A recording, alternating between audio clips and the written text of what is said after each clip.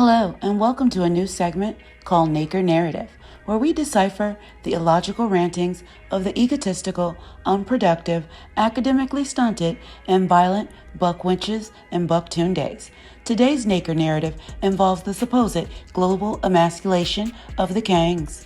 Women, I've never in my life seen a man say, I gotta wear a wig because I gotta protect my hair. So are these women lying? Women use that term, protect the style, which is what they call excuse in my book. Women say, well, we gotta protect the styles every damn day. But if your own hair needs a protective style on it, I don't know what the hell it's protected from bird shit, I don't know, but it's to protect it, and they gotta wear wigs all the time. Why? I'm fucking... Did you see that, bitch? I'm going to assume these are the long-haired, bad bitch black males that don't need to wear protective styles or wigs that he speaks of. It's the struggle micro braids for me. It's giving dusty transgender Medusa. I see why Kuntrell and his dusty brethren are obsessed with black women's hair. I mean, look at these beauty school dropout braids. Tragic. Black men have some nerve calling black women bald. We have inches under our wigs, while you're out here serving George Jefferson at the tender age of 25. Do you see this ridiculous yarn mop on his head? The wig did nothing to alleviate his ashen appearance. The most common cause of hair loss for black men is male pattern baldness, caused by a change in hormones called androgens. The Nakers don't even produce enough testosterone. No wonder so many of them act like bitches. The second cause is traction alopecia, from dreadlocks, cane rows, braids, and the friction caused by the excessive use of hair garments like do-rags, per healthline.com. Black men need to stay out of our follicles and regrow their own missing edges. The nerve to talk about black women when they're out here wearing lace fronts and even lace front beards. I bet not ever hear another balding Glocktavious talk about black women or weaves ever again. Black women, we must be running Olympic time qualifying laps in the underdeveloped minds of the dusty Naker. They can't keep us out of their raggedy periodontal disease having mouths. Look at this most desired KaNgS and natural born leader in his high value, sweatshop produced Fashion Nova jumpsuit. It's giving professional power bottom. It's giving manzillion. That's a Brazilian wax for a man. It's giving bleach bussy. We know he doesn't want a Becky, Maria, or a Ling Ling. He probably wants a Brad, Miguel, or maybe a June Kim. He says he doesn't do chocolate, especially dark. Black men are more committed to anti-blackness than white supremacists. My name is Billy Ray. They call me Dollar Bill. We got some women out here that will fuck anything that come along. Got some women out here sell pussy to get what they want. They sell pussy to pay the light bill. They sell pussy to pay the water bill. They sell pussy to pay the gas bill. You got some women out here that's selling pussy and they'll take your man. And women, let me tell y'all something. Don't never trust a woman at your house while you gone. Cause reason why I say that, because if you gone, she'll fuck your man behind your back. She don't give a damn thing about you. All thing the man care about is what kind of ass she got, what kind of body she got. If her body look good, he gonna fuck her anyway. Cause be advised, that's the only thing men is. Men don't care nothing about men's is dog. They'll cheat on you and cheat on everybody else. So be advised, know your man at 24 hours a day. Ladies, be on the lookout for black gay rage. I bet his down low, homo thug sneaky link wouldn't leave his baby's mother. Sir, ma'am, we don't need your anti-woman relationship advice. Save it for the Naker that has your number saved under bro on his Boost mobile phone. It appears that you Nakers can't even support yourselves without cosplaying as cheap renditions of black women. I guess black women are literally where the money resides, and they try to say we have no value. Yet these same dusty, uncreative Nakers continue to use a bastardization of our likeness for monetary gain. I guess black women are worth more than $5, huh? These deep in the closet, crusty cave coochie worshipping, gender identity crisis having KaNgS love to cosplay as the women they supposedly despise. They complain about their supposed emasculation as they frolic all over social media dressed like women. In the mind of a Naker, there is a Brad somewhere contemplating how to get a black male to wear a backless sundress.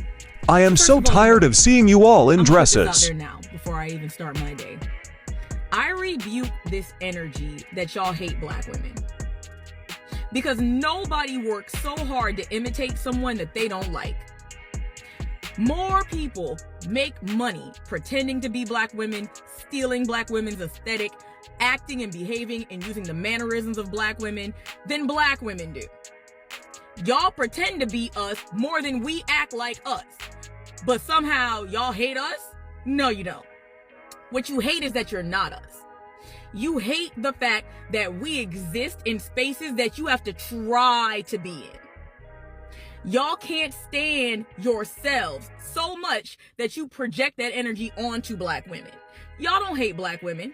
Y'all love black women. You're obsessed with black women. You're jealous of black women. And every day you get on this app pretending to be us proves it. Black men are literally sitting on Chad's internet claiming that white men forced them to don dresses. So what you're saying is that a random brag just pulled up at your mother's house and forced you to make that TikTok while you wore a wig and the dress you purchased off Amazon of your own accord? Is that what's happening here? We see you, KaNgS. Bussy bop out the closet, my phallus having genetically modified sis. It's 2022. Let your bussy shine bright. Bro, one thing about y'all will instantly find the outfits. Like, did he have this in the back closet or was it already out? Because I got questions now. Now I'm questioning. On my clothes. So we can wear clothes? What time you sleeping on my shirt then? Stop being unfair, man. Why you have on my clothes? Stop being unfair, Olivia. You're not fair to be unfair, so okay? You don't have to be unfair. I'm just saying, you're sleeping on even my boxers are sleeping sometimes. What? Zanza, what the heck? Why you have on my clothes? We just feel comfortable wearing Take it. my shit off now. Why you're so vulgar? Take my shit off now. Stop. I'm not joking with you. Look here, stop being Why so... you acting so though? Oh, me a act. Eh? Look here, I was doing great before you come, okay? I was doing so great. Look here. Let me talk. Baby girl, let me talk. Okay? You wear... On today's segment of Buck Winch History, LGBTQIA edition, we will explore the long and documented history of black men wearing dresses. Let's take a historical stroll down Black Bussy Boulevard to see the well-documented history of the Naked Shim. Today's vintage broken buck went by the name William Dorsey Swan. A formerly enslaved African American is the earliest documented person to describe themselves as a queen of drag or drag queen. In 19th century Washington, D.C., Swan began hosting cross-dressing events that he and his male guests referred to as drags. He is also the first person in the U.S. to lead a queer resistance group. So black men were fighting for their freedom to be with other men straight off the plantation? I guess these are the men's rights the Nakers want us to champion. In 1887, Swan and his peers were arrested on a charge of being suspicious persons. It was the first time the country at large learned of Swan and was confronted with the fact that the butlers, cooks, and waiters of their days led very different lives by night. This troubled the police and their neighbors, but fascinated psychiatrists. Dr. Charles Hamilton called Swan's group an organization of colored erotopaths and a lecherous group of sexual perverts in an 1893 medical journal. Dr. Irving C. Rose described them as a band of Negro men with androgynous characteristics. In an article published in the Evening Star in 1887, William Dorsey Swan, the colored man at whose house, number 1504 L Street Northwest, a drag was raided about 2 weeks ago, and who was convicted in the police court last week of a charge of keeping a disorderly house. That's a euphemism for a brothel, was sentenced to 10 months in jail by Judge Miller today. In this case, in which a number of men, white and colored, were found in a place which Judge Miller characterized as a hell of iniquity, there were several colored men and one white man. In another article that I read, it stated that there were 16 black men and about 12 white men. And during the trial of the case in the court, there appeared young men of respectable parentage who told of how they visited this place, danced, and indulged in strong drink of all kinds, from beer to champagne. A large stock of liquors found on the premises was in court as evidence, but Dorsey said that he didn't have to buy the liquor. In disposing of the case, Judge Miller told of the fearful revelations made at the trial, the downfall and ruin of young men, and he said he only wished he had the power to impose a 10-year sentence. "I would like to send you where you never again see a man's face," said the judge, "and would then like to rid the city of all the disreputable persons of the same kind. Thieving and petty assaults amount to nothing as compared with the conduct of these people." Mr. Malawi for the prosecution asked for a year's sentence, but the court did not impose, but gave him 10 months. And just an FYI, Zadie Bratt in 1887 had to bail the black drag queen out of jail. Apparently the KaNgS were bussy bopping fresh off the plantation. I thought black men were building, or is building code for bussy play. Only 24 years off the plantation, and the bucks were freely engaging in interracial bustivities. Nakers willingly participate in emasculating themselves. The self-victimization and the numerous depictions of them in an inferior or dominated position just further reinforces their cowardice and weakness, both consciously and unconsciously. If your masculinity can be easily taken, then were you ever masculine to begin with? Look at how a KaNgS decided to depict the collective of nakers in America. The naker is chained while in the birthing position with what appears to be a distended abdomen. I guess this represents black men giving birth to America with a white man as a midwife. What was the reason for this? So now black men birth the nation? We're out here giving the KaNgS metaphorical wombs now? Black men must really see themselves as women.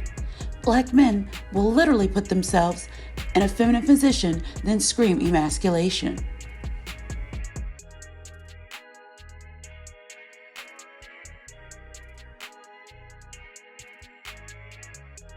You said what? I mean, shit. I'm just really trying to holler at you for real. Holler at me for what? You said what? Holler at me for what? I mean, you pretty. Oh, you got a nice smile. Oh, I love your personality. Oh, that's cute. Apparently, black women have the power to force black men to wear wigs, dresses, and even perform acts of fellatio on other men. But we can't make them take care of their children. That's strange.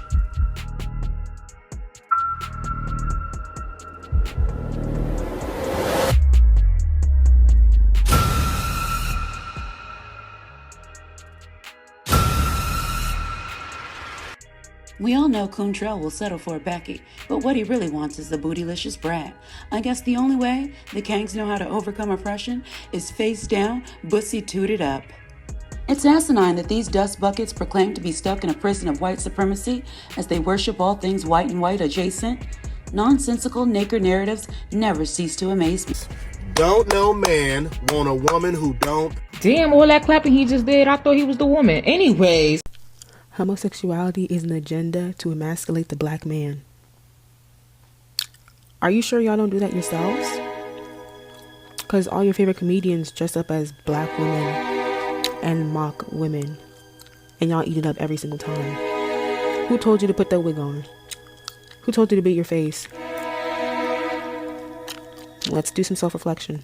Black transgender women are the fastest growing demographic in the transgender community, per the Translational Andrology and Urology Journal, based on their study of demographic and temporal trends in the gender identities and gender conforming surgery. The KaNgS are literally hacking themselves to bits in order to become black women, but they say we have no value. They say we have no worth. They say we're undesirable, but they're doing everything in their power to become one of us. Even on the continent, the Dustundes are cosplaying as black women for monetary gain. Black women's stock just keeps going up. Apparently, this Masisi of the Nigerian variety named Bobrisky was poor and broke being a man until he pursued his dreams of being a crossdresser and making so much money in a year. These were his exact words. Black men globally are nothing and have nothing without their access and proximity to black women and our likeness. You done lost your damn mind. So what's the excuse for the supposed emasculation of African men? Are the African sisters also not allowing the KaNgS to be men either?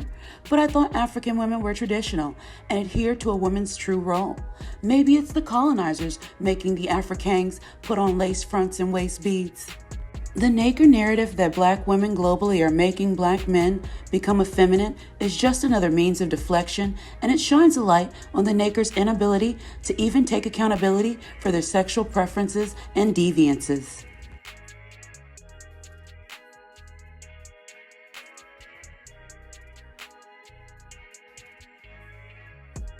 Absolutely not.